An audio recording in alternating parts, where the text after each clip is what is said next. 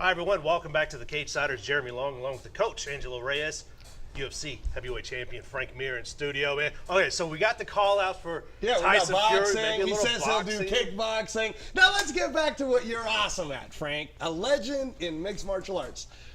I want to talk Bellator because we did an interview with King Mo. He talked about you. He said, hey, I would love for Frank Mir to come on over to Bellator, and if he's looking for money fights, there's a lot of different money fights we can do. I'll even move up in weight. And I even looked at King Mo. I'm like, King Mo, are you sure, man? You're kind of small. Frank's kind of big. And he goes, size doesn't matter to me. That would be a great match. Well, I mean, he just fought Quentin Jackson who weighed 250. They fought that heavyweight match. Beat the heck out of him. Yeah, and King Mo is a great wrestler. I think stylistically it poses a lot of threats. And I think that fight would actually be a fight that people would be interested in. I don't think the size difference would matter so much because he could control position in that fight. I think that I'm the better striker, and then obviously I feel that once we do hit the mat, that he has to watch his arms. You know what I mean? But that being said, takedown wise, he has a good strategy. If he fights very much a Jackson type of strategy fight that the GSP and the Rashad Evans have brought back, he could be victorious in that. That's definitely not a give me fight, and I do. Right now I just constantly want to test myself as a martial artist, and and also too, at the end of the day, you want to add names on that list. So that's my thing. It's not that I want to avoid anybody, but I got to be honest with you now. If you haven't made a name for yourself in the world of MMA, I'm not probably gunning for a fight for you. You know what I mean? It's not that I'm ducking anybody, but look, I mean, I'm closing in on 40. I'm not here to help your career out. I'm here to help my career out. I'm selfish. I mean, it is what it is. So I'd much rather at this opportunity, fight Fedor, even though he's coming off of a loss to Matt Mitrione. If you said right now, Matt or Fedor, I wouldn't even hesitate. I'd be like, all right, I'll fight Fedor. Like, well, we'll give you more money to fight Matt. I'm like, I'll fight Fedor. You know what I mean? No, you know what I mean? Like, Fedor to me would put him on that list of guys. Now I can say that I've fought pretty much a who's who of everybody in the heavyweight division, from Alistair Overeem, Nogueira, Mirko Krokop, Brock Lesnar.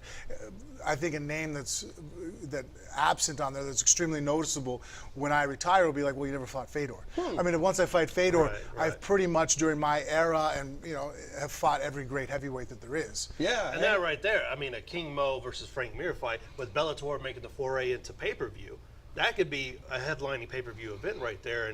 I don't think there's really a bigger fight than you can make with me and Fedor. Well, that's what I was thinking is that if you jump in and Scott Coker's like, hey, I'm in with Frank Mir, let's do a start with King Mo, then that shoots it off. Then they do a big build-up to you and Fedor. Yeah, I agree with you. Yeah, give Fedor maybe time to heal or build it up. Or, the organization wants to give me a first fight in there, see how it goes.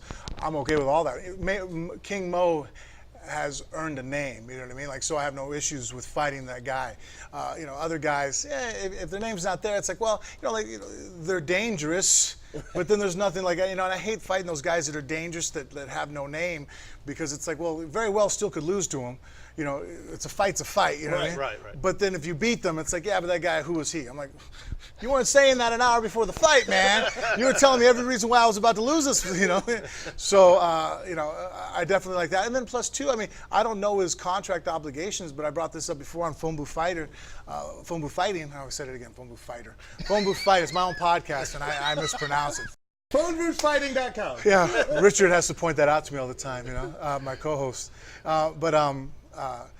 Brock Lesnar, you know what I mean? Oh, yeah. If Bellator wants to come out of the blocks and make a huge pay-per-view event, I mean, until the Conor McGregor show, Brock and I owned the biggest pay-per-view gate. Yeah, and a third fight between the two of you guys would be amazing. Yeah, isn't Brock, though, signed to the UFC, Frank? He had the one-off fight with him. I don't think that he has a multi-fight contract with him. He might have something as far as, a certain amount of period of time that he doesn't, but, he's been serving a suspension from his last fight in July.